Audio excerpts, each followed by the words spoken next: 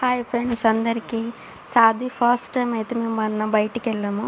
అక్కడ 3D cinema అందరూ వెళ్ళి చూస్తుంటే చాలా బయటకొచ్చేసరికి ఏడుస్తుంటే వద్దులే సరేలే ఇంకా పిల్లలు భయపడతారు అనుకున్నాం. కానీ సాధ్వి మాత్రం ధైర్యంగా వెళ్ళి టికెట్ తీసుకున్నాక లోపల కొద్దిసేపు ఏడ్చింది. కానీ తర్వాత సినిమా స్టార్ట్ అయినాక అది యాక్చువల్లీ గ్లాసెస్ పెట్టి చూడాలి, కానీ తను తీసేసే చూసింది.